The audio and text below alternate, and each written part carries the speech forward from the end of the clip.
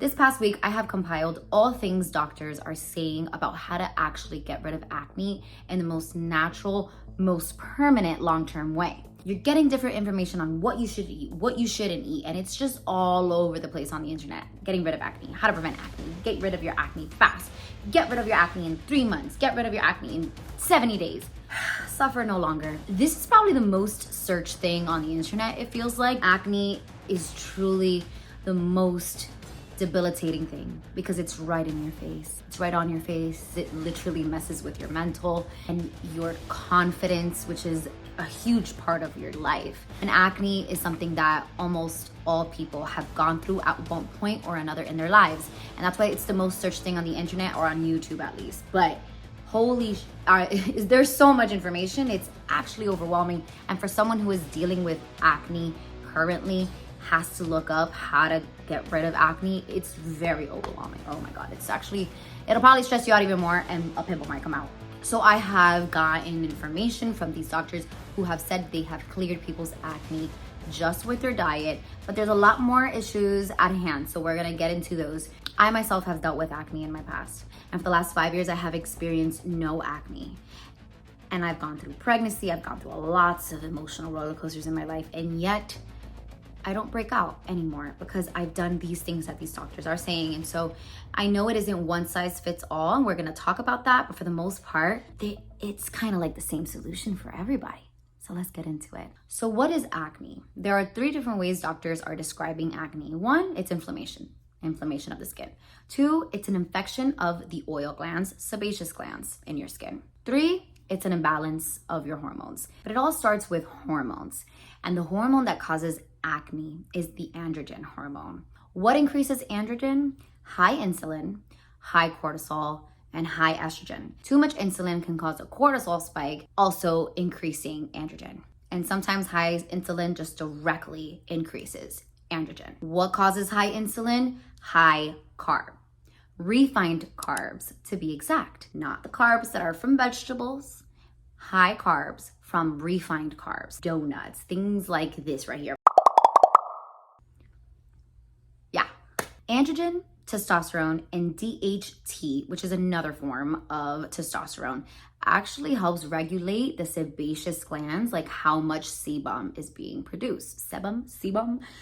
Basically, it regulates the sebum production. So in order to figure out how we can get this acne under control, we need to figure out how to keep Mr. Androgen in its place. And actually, something that another doctor mentioned that I found interesting, there is a protein in the liver that helps bind testosterone and estrogen. It's a very long name, so I'm just gonna say SHBG.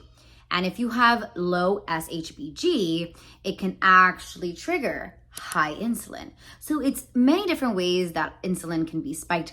And so when androgen is not balanced, that can lead to clogged oil glands, which then creates bacterial growth, aka infection. Are we understanding? Are we getting it? Also, a fun fact that I wanted to mention is that 80% of acne actually comes from genetics, but not that you will get it. Just like you will get it and that's it. No. It's just increases your susceptibility to getting acne. But that doesn't really matter because we need to figure it out anyways. Now, there are other cases like parasites, H. pylori bacteria, leaky gut, environmental toxins that mimic the hormone estrogen, increasing it and therefore causing acne. And in those cases, doctors recommend to seek an endocrinologist, get a hormone test, or even a naturopathic doctor. PCOS is another condition that does cause acne, but actually the things that I'm about to talk about can even help regulate and treat your PCOS. Let's talk about the vitamins and nutrients that actually can help get rid of your acne. The first one is vitamin A. A lot of people go directly towards retinol, using retinol, but retinol can actually cause more inflammation of the skin because it's just very, very strong. And it's a synthetic form of vitamin A. So where is vitamin A? What is the natural source? Liver. And if you don't want to eat liver, I recommend an ancestral blend that mixes liver with regular ground beef. That way the taste isn't so strong. I know a lot of us don't like the taste, but I have this maybe like 4 times a week. and it is amazing for you, but it will get you that vitamin A.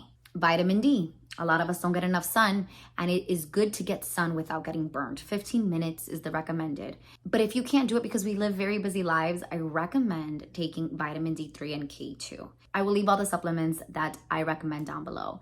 And it's important to not go so crazy with these supplements. So you only want to use a supplement when you truly find that it's hard to get this vitamin from food because of your lifestyle or circumstance, or if you really need to see results a little bit faster. Vitamin A from carotenoids, beta carotene is actually not enough. So that's why doctors recommend just going straight for the liver or red meat.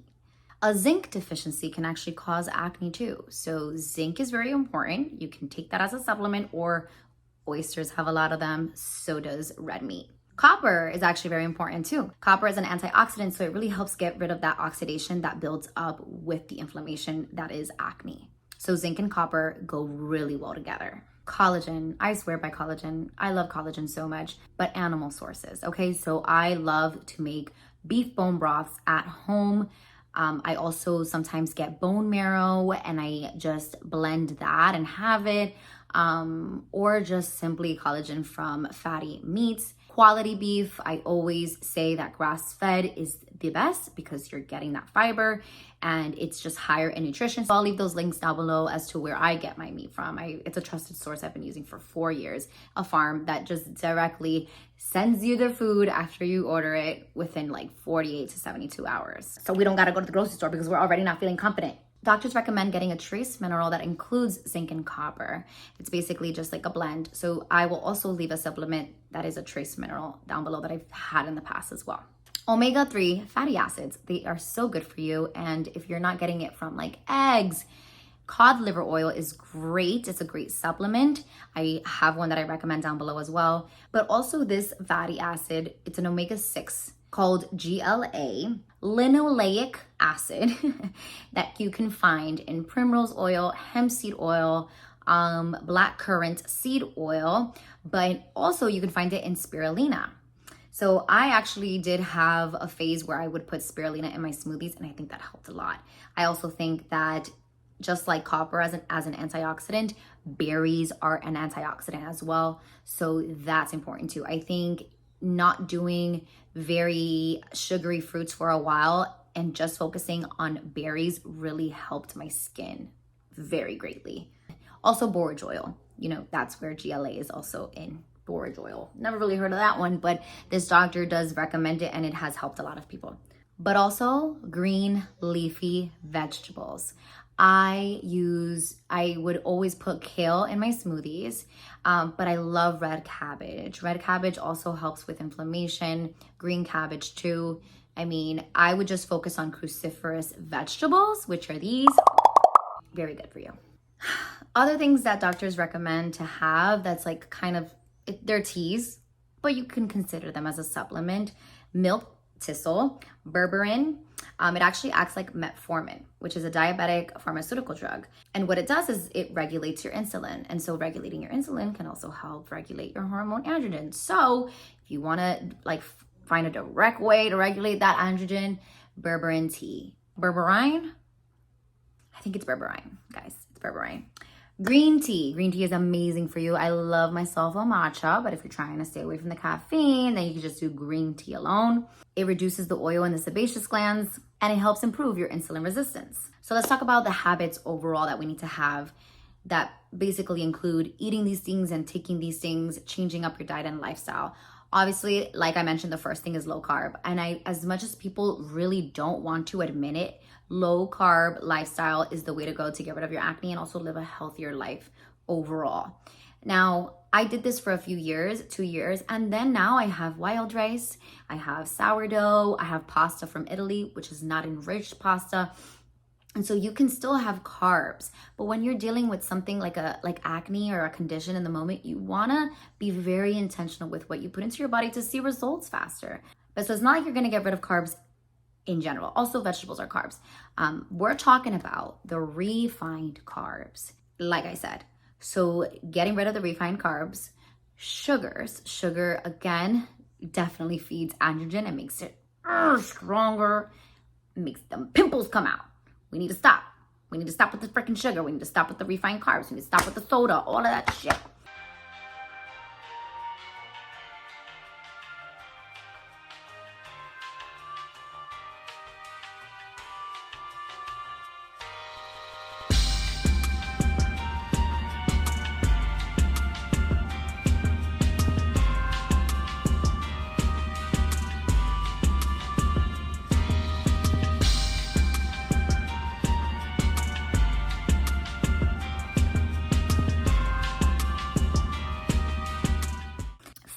Fasting is a personal choice, but it really did help me, and I did that too.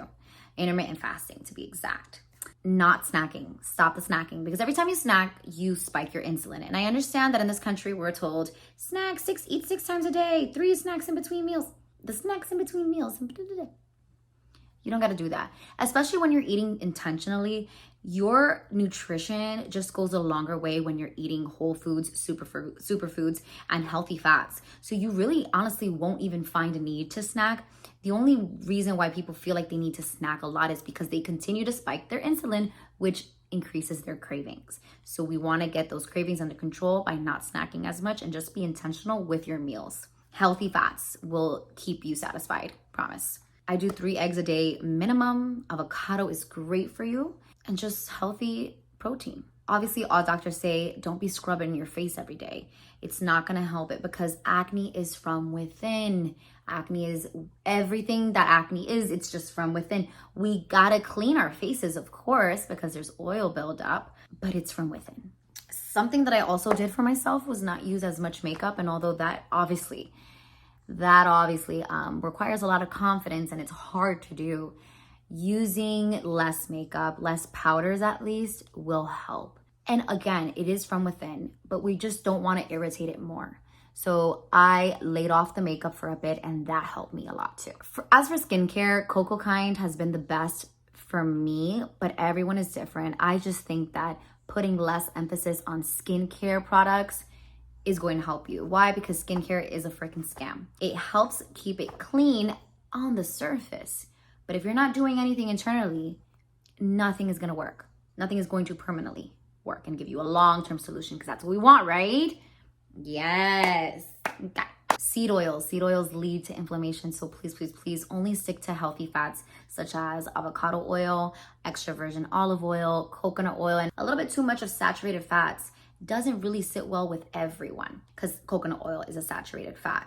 But doctors find that when people have saturated fats along with refined carbs, or a lot of carbs in general, that tends to be the problem. So for me, coconut oil has done nothing but wonders, because I also got rid of those refined carbs. Wash your pillow, yeah, all those things are hygiene, guys. So of course, not only is makeup on the surface irritating you more, there's a lot of products in makeup and women beauty products in general.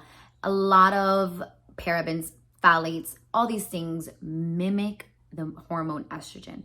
And like I said at the beginning of the video, too much estrogen can also cause acne. So we want to limit the amount of products that we use. I don't really use perfume unless I'm actually going out. When you start taking care of your hormones, everything starts to regulate, and you don't really deal with so much of the odor, body odor. Do you know what I mean? So you got to give yourself some time, give yourself some grace. But because of biochemical individuality, everybody is different. We all have different biochemical makeup. So take these things slowly. Don't do everything at once, because then it'll be hard to pinpoint what is actually helping. But for the most part, it has been proven that getting rid of refined carbs and sugar, adding more healthy fats to your daily eating. I hate the word diet, so we're going to talk about just changing our relationship with food, high protein, and hydration, of course. Sea salt is very good for hydration, so I like to add a teaspoon of sea salt. Celtic sea salt is even better, into my water. When I can, I like to use pure water or spring water. I actually have a filter that I will leave down below. It gets rid of 99% of the bad stuff that's in your water. That's also important too. Lemon in your water. Get rid of all the distractions, all the things that are damaging it, damaging your skin more, so that you can actually pinpoint what is really working. And it actually will lead you to a long-term solution. That's what we want, and that's what I hope for everybody, because acne is seriously mentally debilitating in so many ways. So I hope this video made it easier for you to understand and gave you something tangible. If I forgot anything, I will write it in the description down below. All the links will be down below. All the sources, all the doctors that I gathered this information from will be down below. Super passionate about this because I once dealt with it, and it was just, I mean, I felt like I dealt with it all of my teenage life and young adult life. After 24 years old, it's been a great, and I'm almost 30. So I just, there is a way out. There is a way out. Thank you guys so much for watching. Don't forget to subscribe, and I will see you in my next video.